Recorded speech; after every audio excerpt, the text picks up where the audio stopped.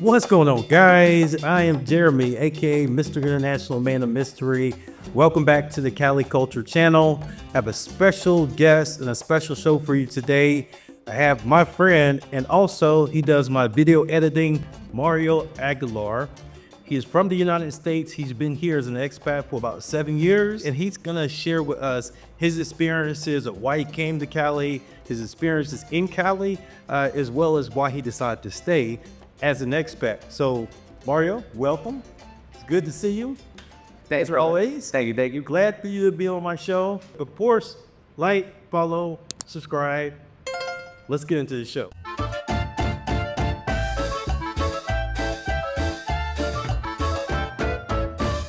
So Mario, what was it about Cali that made you want to come to Cali?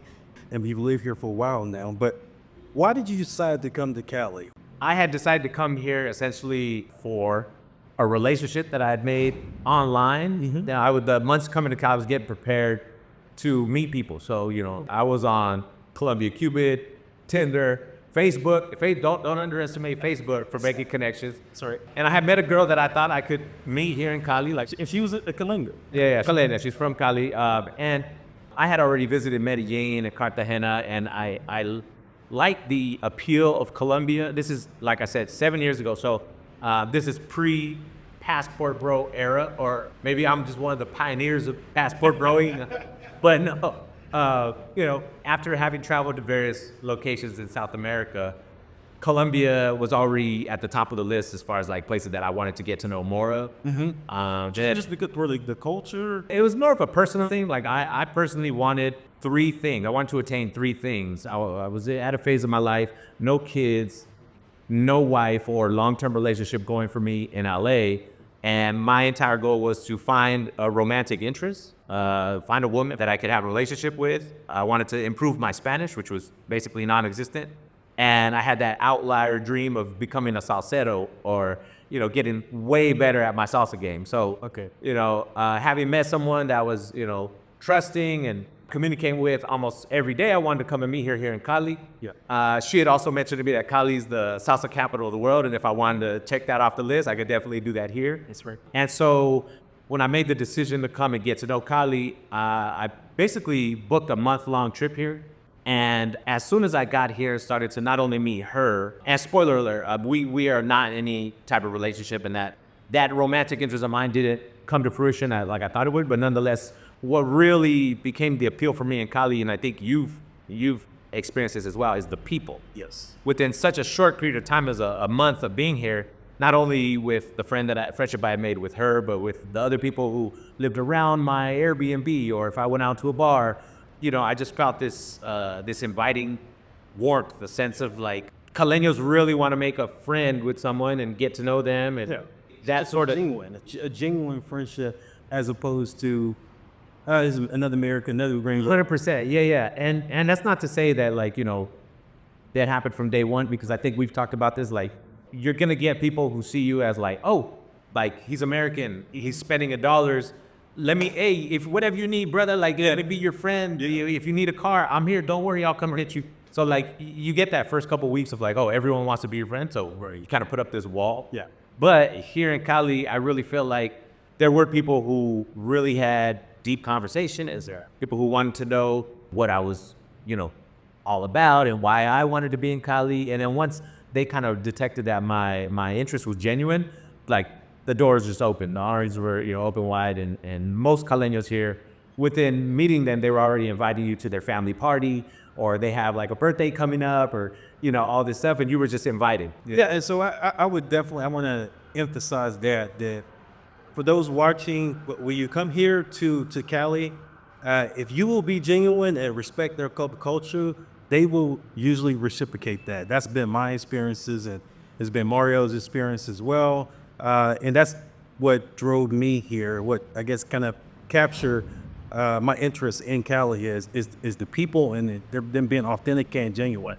I think I've shared with you, being from the South in America, Mississippi to be exact. That's the way it used to be in America, that people will always speak, and not to say it is now, but I would say here is definitely more pronounced, the hospitality. what we call Southern hospitality in the U.S., I definitely see it here in Cali culture.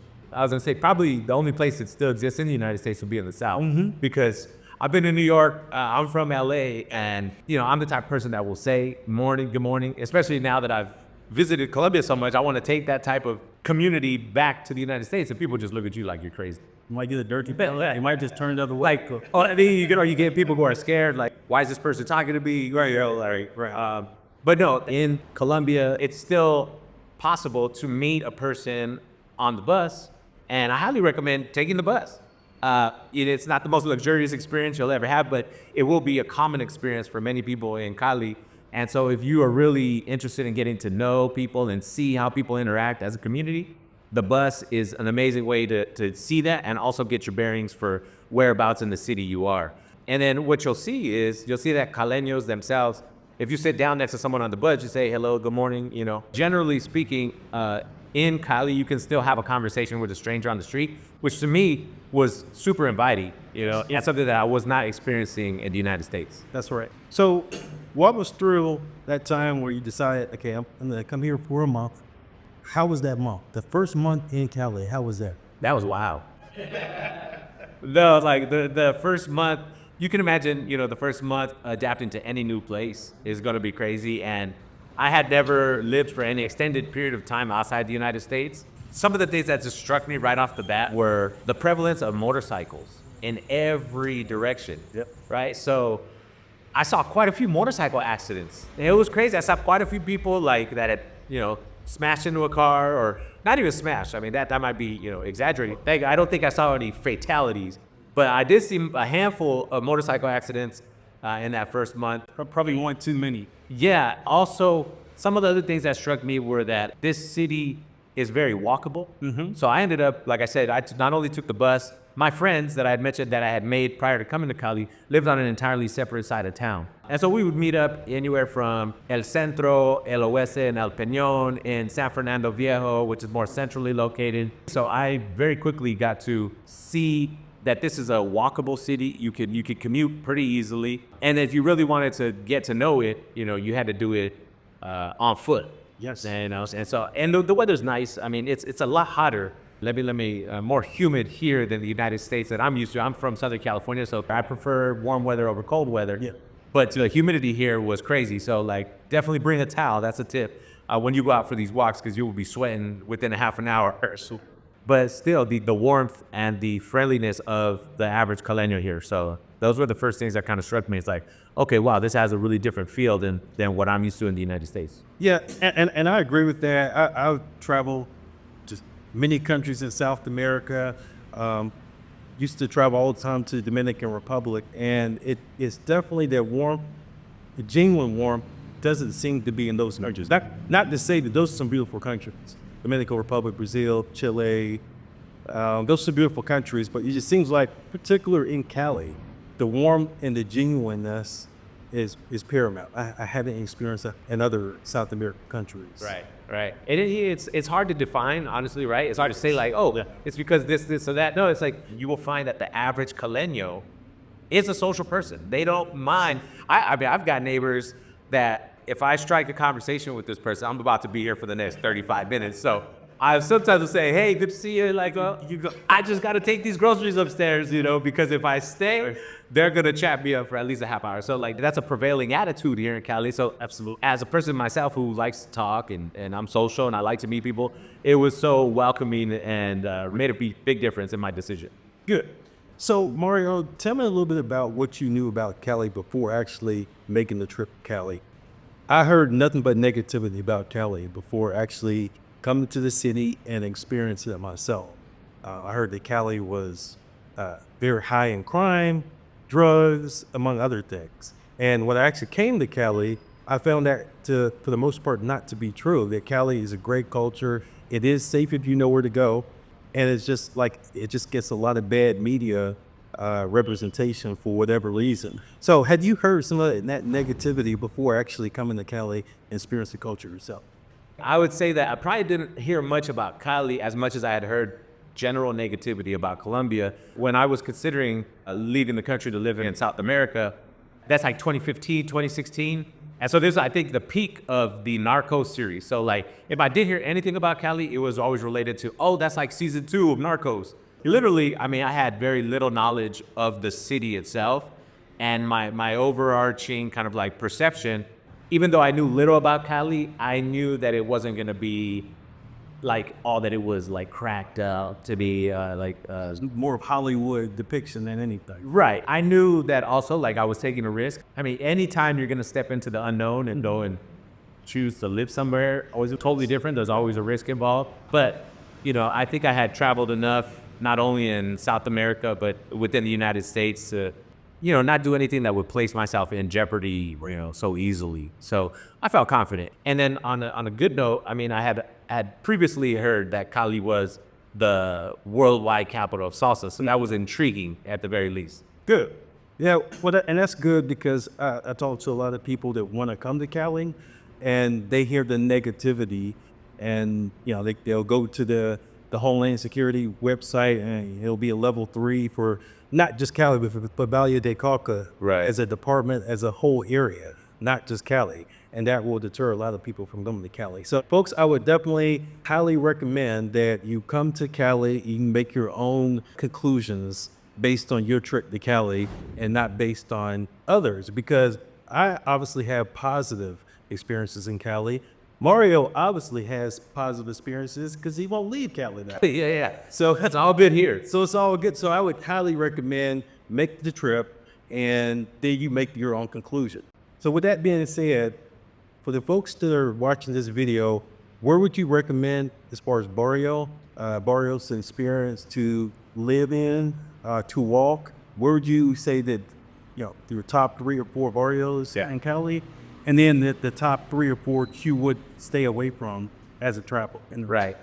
I think I would ask anyone to decide, before you come, do you want to look for a party, or do you want to look for like a cultural experience? Are you coming alone as a solo traveler? Are you coming with friends? Are you coming with family, a significant other? If you're here on a shorter term basis and you're looking for a party and excitement and entertainment, I would say staying centrally located in the city in Granada or in Centenario, which is at the side of Granada. There's homes that you can rent that are really nice in the other side of Granada, Santa Monica Residencial. Maybe if you're traveling with a friend or a significant other, that'll put you a little bit closer to Chipichape, which is like probably one of the malls here that's gonna feel more like a US experience of shopping in a mall. So all of that area is definitely good for the party and the entertainment and the activity. If you're looking for a little bit more of maybe getting a cultural experience, I would suggest El Oeste, which is where we're at right now, which is where you bought your apartment. El Oeste is historically seen as a more affluent area of Cali. Whenever you say, hey, I live in El Oeste, people give you that eyebrow raise like, oh, wow, you living where the rich folks live, right? But the party is less here, and it's more about cuisine. There's museums. There's the Cali Zoo, which is up the river. There's a river that runs through all of El Oeste, which gives you a nice jogging area, a walking area. You can just get out and walk around. And this area, it borders one of the more historic areas of San Antonio. For Cali, it's a very touristy type of area where it's going to show off some of the artisanal gifts, jewelry, clothing of Cali and Colombia in general. And in San Antonio, you'll get more of a backpacker vibe in San Antonio. But in San Antonio as well, there's amazing restaurants, museums, art galleries. Gotcha. And I would definitely agree with that. And just to emphasize something you said earlier, you can all walk these barrios. It might be a long walk in some cases. If you want to walk from El Peñon to Granada, that might be a long walk, but it's definitely achievable. So when you come to Cali, bring your good walking shoes because you can experience all of it on foot. Okay, so barrios that travelers, tourists, first-time travelers should probably stay away from. Okay, yeah. So there's 3 large urban areas that I would suggest for a tourist, unless you have family or a very close friend that lives in these areas, not to go. And that would be Siloé, which in and of itself, Siloé is a huge mountain community. People who have taken over a side of a hill over the course of generations because they couldn't get access to resources in the more expensive parts of the city to live. So people just slowly and progressively created their own community up on the side of a mountain, and it is immense. It's huge. I have friends in Cali who are drivers who told me, like, I might take you to the first couple blocks of the barrio, but they're not going in because these are the areas where the gangs tend to have dominance. Just north of that is a community called Terron, Colorado. And so Terron, Colorado is similar to Siloé in that it's in the hills and the mountains, but basically you're gonna get the same thing. The local Caleños themselves will say, I don't like going up in there. If they're not from that part of town, they don't like to go up in it. So I highly suggest that tourists themselves to stay out of those areas. And then you have what they call here Agua Blanca. Agua Blanca covers the east side of this city, and most people here refer to it as El Oriente. So whereas the other side of Cali, Siloé, and Terron, Colorado, they're in the mountains, this side of the city is more flat. I believe the river is Cauca that passes through there. It's generally seen as like a lower class neighborhood, all of that area, right? And That's so kind of like a ghetto, what we would say in America. exactly, it'd be like you're going into the ghetto. Not all of it is extremely dangerous, but for any type of tourists, even Caleños themselves, they typically try to avoid these areas. Those are the three: Siloé, Terron, Colorado, and Agua Blanca or El Oriente. And it is so true, folks, that you could be the victim of a crime if you're not vigilant and if you just do things to put yourself in bad situations. So Mario's already given you 3 neighborhoods to avoid, and obviously things can happen even in the good neighborhoods if you wearing a Rolex watch or an expensive piece of jewelry and someone sees that. So crime, things can happen anywhere. And Mario, you're exactly right. My No Dar Papaya video addressed all of this. Yeah. You could make a series, which you are. To be honest, I will say the longer that I've stayed in Colombia and in Cali, the safer I feel. Because as your knowledge of the environment goes up, your sense of security goes up as well. So overall, would you say that Cali, Colombia is safe Oh yeah, overall? absolutely, yeah. And I've invited friends and family to come visit me, and it is safe for the average tourist. Last question for you, Mario. What does future hold for you here in Cali, Colombia? Now, I do know you did get married, right? Yes. Yep. So what does future hold for you here? The future for me in Colombia, I think, has a lot of opportunity. So you mentioned earlier that I work in social media. I also want to complete the Colombia dream. People talk about the American dream, right, a lot. So now I have my Colombia dream. My Colombia dream is to buy my own finca. A finca, to those who don't know, everyone in Colombia has a family member, usually an uncle, an aunt, a grandmother, or your parents who have a finca. And it's just this huge property. A lot of times they might even have cows and cattle, pigs, chickens. That's kind of like the Colombian dream, and so that's my Colombian dream. And then it'd be a lot more accessible to invite family to come, and we'll go to the finca, we'll stay out there and sort of make our little family compound here in Colombia. Yeah. And it'll be much more affordable than getting a house in Florida. Oh, 100%, 100%. If you're the type of person in the United States who feels like certain things like real estate, buying a home, an apartment of your own are out of reach in the United States, come to Colombia, stay for a month. If you find at the end of a month that this is a place that you can thrive, then you will see that the value of buying property here is just miles ahead of what you can get in the United States. Absolutely. I mean, we are shooting this video in my apartment in El Peñon, and this apartment would have cost definitely double. We maybe even triple in the United States with the amount of square footage and the number of rooms. It's just amazing. You get a huge bang for your buck for your U.S. dollar here in Colombia. That is one reason to experience Cali. You want to fall in love with the culture and then invest in the culture, which is exactly what myself and Mario had done. And I really appreciate you being on this show. I value your friendship even more, and I definitely want you to put your social media information out so people can reach out to you. Mario does a heck of a job regarding your videography and his social media platforms. So I would highly recommend him. If you're a social media influencer and need help with your videos, this is the man right here. Thank you. It's been a pleasure of mine. So thank you for inviting me. All right. Well, we'll see you the next time. Don't forget to like, follow, subscribe. Remember, Cali is Cali. See you the next time.